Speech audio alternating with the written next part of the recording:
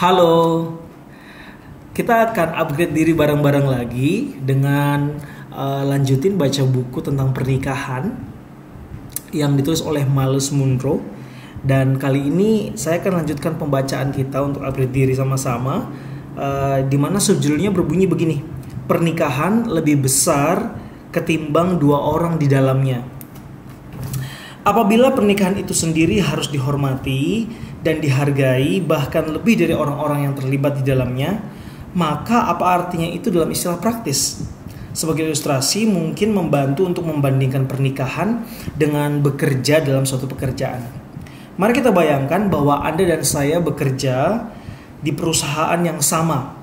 Perusahaan tersebut adalah semacam lembaga, dan kita sudah bergabung dengan lembaga itu dengan menerima pekerjaan di sana. Kita sudah berkomitmen dengan lembaga tersebut. Andaikan saja kita akhirnya bekerja berdampingan dengan meja kerja yang bersebelahan. Kita membangun hubungan kerja yang baik dan bergaul dengan baik untuk sementara waktu.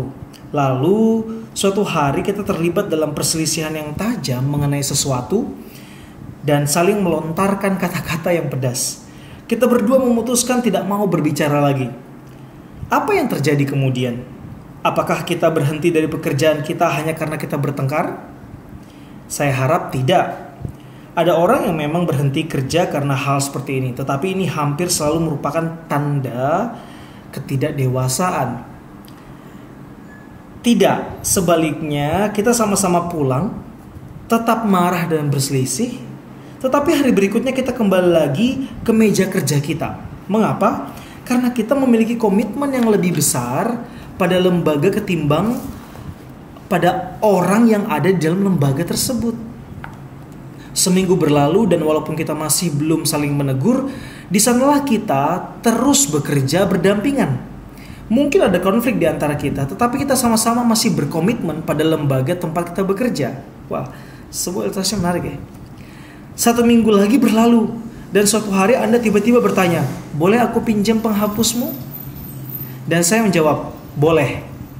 Perlahan-lahan perselisihan kita berlalu dan kita mulai berkomunikasi lagi. Sebelum banyak hari berlalu, kita sudah ngobrol dan tertawa seperti sahabat lama. Pergi makan siang bersama dan segalanya kembali bernormal. Kita berbaikan sesudah perselisihan kita karena kita menganggap lembaga tempat kita bekerja lebih penting ketimbang perasaan pribadi kita. Hal seperti ini terjadi sepanjang waktu di dalam lembaga. Orang-orang yang mengalami konflik tetapi akhirnya berdamai karena lembaga tersebut lebih besar daripada konflik mereka. Kebenaran ini adalah kunci untuk memahami pernikahan dengan benar. Lembaga pernikahan lebih penting daripada perasaan pribadi kita.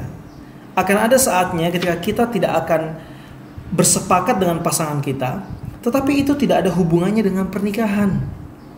Kita tidak pernah boleh mempersalahkan perasaan pribadi atau konflik dengan lembaga pernikahan. Pernikahan layak dihormati, dihargai, dan tidak berubah-ubah. Sementara kita kadang-kadang tidak layak dihormati atau dihargai. Dan kita selalu berubah.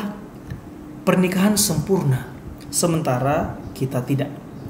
Komitmen pada pernikahan dan bukan komitmen pada orang adalah kunci sukses. Tidak jadi soal apa yang istri saya katakan atau perbuat kepada saya bertahan di sana dan saya tahu bahwa terlepas dari apa yang saya perbuat, ia akan tetap ada di sana. Kita berkomitmen pada pernikahan kita bahkan lebih penting lagi ketimbang kita berkomitmen pada satu sama lain. Ketika kita tidak bersepakat atau bertengkar atau mengalami konflik lain, kita membereskannya karena ini hanya bersifat sementara. Kita tidak membubarkan lembaganya karena lembaga tersebut lebih penting daripada kita.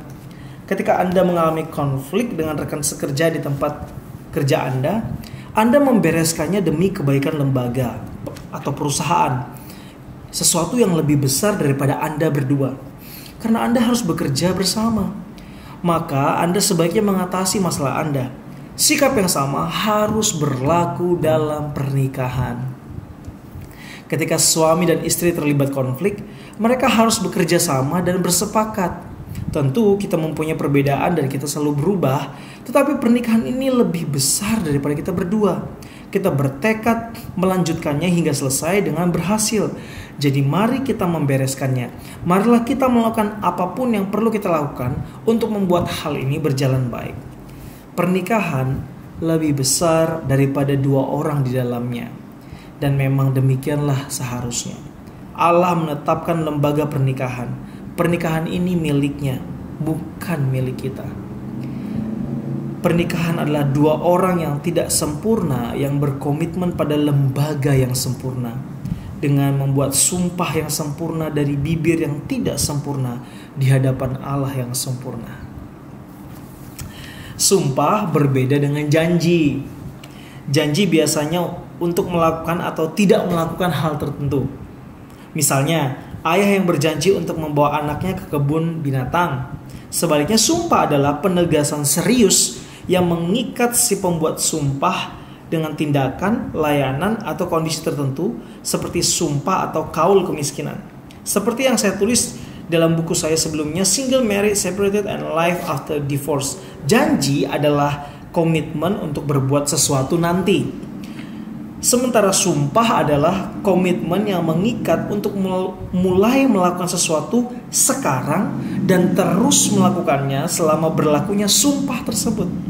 Beberapa sumpah atau kontrak berlaku seumur hidup, yang lain untuk periode waktu yang terbatas. Allah menanggapi sumpah atau nazar dengan sangat serius. Sumpah itu sampai mati.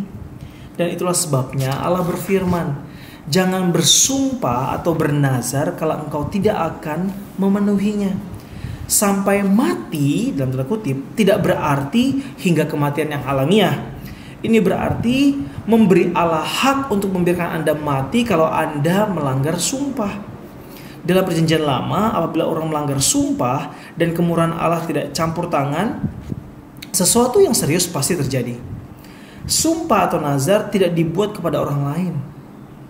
Sumpah dibuat untuk Allah atau di hadapan Allah, dengan kata lain, dengan Allah sebagai saksi.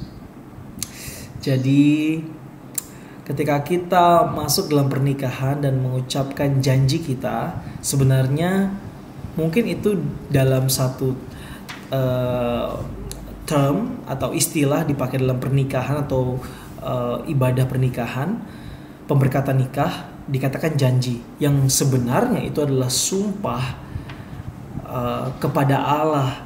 Dan ketika sumpah itu dikatakan, diucapkan, sebenarnya kita sedang mengatakan saya akan melakukan ini sampai mati, di mana Allah adalah saksinya. Kita bukan melakukannya di depan orang banyak saja, tapi sebenarnya yang jauh lebih besar dari itu, kita mengucapkannya di hadapan Allah. Sekalipun mungkin secara kasat mata kita tidak bisa melihat Allah, tetapi Allah lah yang hadir di sana dan mendengarkan dan menyaksikan secara langsung setiap perkataan yang kita ucapkan, setiap perkataan yang kita katakan.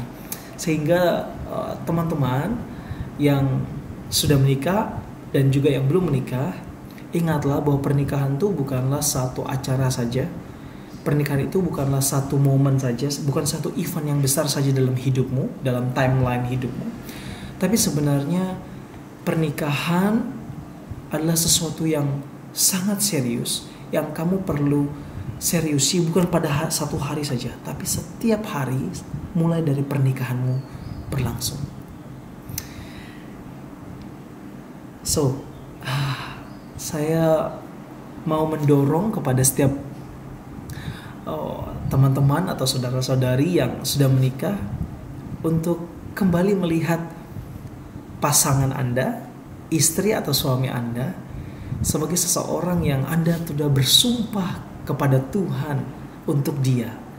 Dimana dalam janji nikahmu mungkin kamu mengatakan, aku akan mengasihimu walaupun dalam keadaan suka, dalam keadaan duka, betul? Walaupun dalam keadaan sakit ataupun tidak sakit, dalam sehat maksudnya, atau dalam keadaan yang sedang berkecukupan atau tidak berkecukupan. Saudara, itu adalah janji yang bukan tidak boleh kita anggap remeh, tidak boleh kita anggap hanya sebatas kata-kata saja. Dan buat teman-teman yang mau menikah, pastikan kata-katamu bukan hanya sekedar indah untuk diucapkan, untuk didengarkan oleh orang banyak, keren gitu ya, hebat. Tapi itulah kata-kata yang akan betul-betul kamu seriusi, kamu betul-betul lakukan setiap hari. Setiap hari. Karena apa? Karena Allah lah yang menyaksikannya. Allah adalah sebagai saksi yang sempurna. Kiranya kita semua bisa upgrade diri kita masing-masing lewat konten hari ini. Dan sampai kita ketemu lagi. Bye-bye.